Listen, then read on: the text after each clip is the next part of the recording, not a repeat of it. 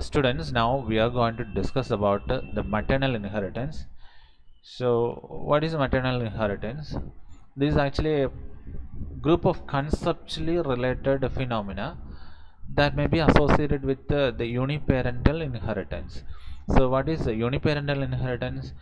In which the genetic material that may be inherited from any one of the parent. That means either from mother or from the father only. So the uniparental inheritance that may be contributed by the organelle genomes or some of the cytoplasmic elements, some of the symbiotic relationships, and some of the factors and substances, etc. You can see an egg cell and a sperm cell or a pollen cell. Here you can see a nuclear DNA. This is actually formed after the reduction division, or this is a haploid one. That means this is developed up after meiotic division. And here also you can see the nuclear DNA. This is also formed or developed after the reduction division. After the fusion of this egg cell with this sperm cell or this pollen cell, there develops a zygote. This zygote is actually 2n. That means the half of the nuclear DNA that may be contributed from the egg cell, and the remaining half may be contributed by the sperm cell. That means this is actually a contribution of both the parents. Say in the case of extranuclear genomes that actually contributed by the mitochondria or chloroplast or some other factors that will reside in this cytoplasm. See, this is the picture of an egg cell. In this, you can see that actually having an enormous amount of cytoplasm in it. See, but in the case of a sperm cell or in the case of a pollen one, it actually having a lesser extent of cytoplasm in it. These cytoplasms are the real heaven where you can see mitochondria, chloroplast, and some other cytoplasmic factors. So after the fusion of this egg cell with the pollen or sperm cell, there develops a zygote, and in that zygote, the cytoplasm that is actually coming from the egg cell only, not from the sperm cell or from the pollen cell. That means I have already told that this cytoplasm is the real place where the extranuclear organelles like mitochondria or chloroplast etc. resides. That means the organelles like mitochondria, chloroplast etc. means they are actually inherited from the mother only, not from the father. So this is what the maternal inheritance mean by. So here in the case of maternal inheritance, we are mainly concentrated on organelle genomes and cytoplasmic elements. So the major organelles they are contributing the genetic materials are mitochondria in the case of animals and plants, and chloroplast especially in plant cells. So now we can look at the maternal inheritance by chloroplast. The first example is plastid transmission in plants.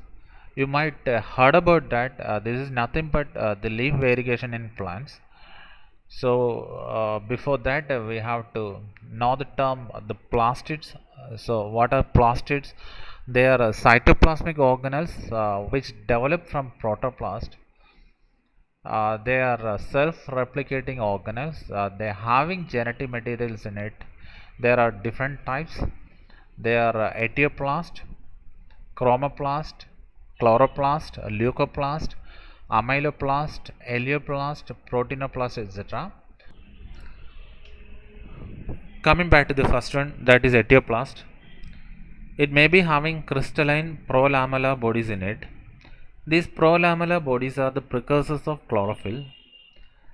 And the second one is chromoplast. They are the kind of plastids having pigments in it. And the third one is a well-known one, that is the chloroplast. They are actually involved in the photosynthesis. And coming to the leucoplast, they are actually involved in the synthesis of fatty acids and amino acids. And the other one is amyloplast. They are involved in the storage of starch and sugars. And the next is helioplast. They function as a storage compartment for lipids and oils. And the other one is a proteinoplast. They are actually the sites of various enzymatic activity. So these are the different types of plastids.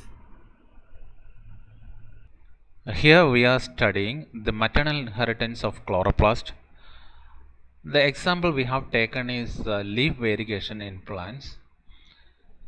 That is actually observed in 4 o'clock plants or Mirabilis jalapa. This Mirabilis jalapa, that is the scientific name of a 4 o'clock plant. In the case of 4 o'clock plants or Mirabilis jalapa, there are three kinds. They are green plants, white plants, and variegated plants. In the case of green plants, in which all of its cells may be having chloroplast in it. So these are the chloroplasts. They may be having chlorophyll in it, so it can synthesize their own food by means of photosynthesis. And the other kinds of plants, actually this is not shown in here. They are white plants in which their cells doesn't have any chloroplast in it. Instead of chloroplast, it's having leucoplast in it. See, these are the leucoplast. It doesn't have any chlorophyll in it, so it cannot synthesize their own food by means of photosynthesis. So those kinds of plants doesn't exist because they cannot synthesize their own food by means of photosynthesis. And the third category of plants are leaf variegated plants. They having some of the branches which carry the normal green leaves, and some branches with the variegated leaves, and other branches may be having this white leaves. See, these may be the white leaves, these are the green leaves, and some other leaves may be having both white and green colored. These are the variegated leaves. Variegated leaves means that these areas may be comprised of cells having chloroplast, and the white area may be having cells with the leucoplast. Now we are going to trace the maternal inheritance in 4 o'clock plant. For that we have to consider the flower from the white area of the plant or from the white plant. That flower can be considered as the female one because this flower is going to pollinate with the pollen from the green plants.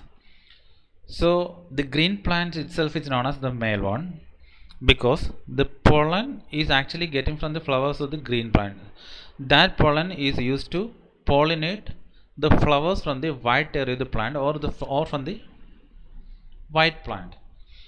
Then the progeny will be analyzed. Then we can see that all the individuals in the progenies are white colored one. Now we are going to reverse the test.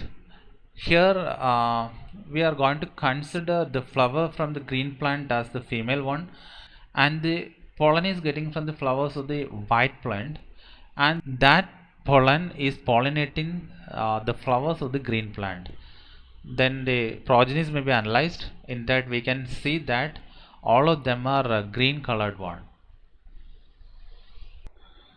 So what is the reason behind it? In the first experiment we have considered that the flower from the white area of the plant as the female one because they are going to pollinate with the pollen from the flowers of the green plant. So these green plants are male plants, and the female plants are considered as the female plants.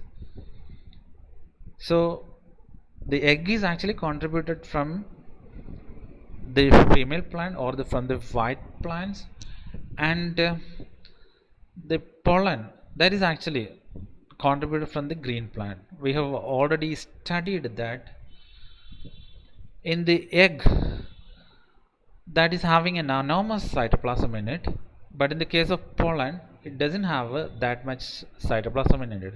That means it actually bears a little cytoplasm in it. That means egg having enormous amount of chloroplast in it, but the sperm or the pollen that doesn't contribute mitochondria or the chloroplast in the zygote. So after the fusion of this egg with the pollen, we will get a zygote, and that zygote, the cytoplasm is actually inherited from the egg, and in that cytoplasm we can see the chloroplast. That means these chloroplast genetic materials are actually inheriting from eggs. That means through the female plants only, not from the male plants. In another experiment, we will get a detailed picture. In that, a white plant is considered as the male one. That means the pollen is actually getting from this white plant, and the female plant is a leaf variegated one. That means this leaf variegated plants having different branches. Green branches are there, white branches are there, and variegated branches are there. So, if the flowers from the white branches are used for pollinating, then you will get white colored progenies. If the flowers from the green branches are used, then you will get green colored progenies.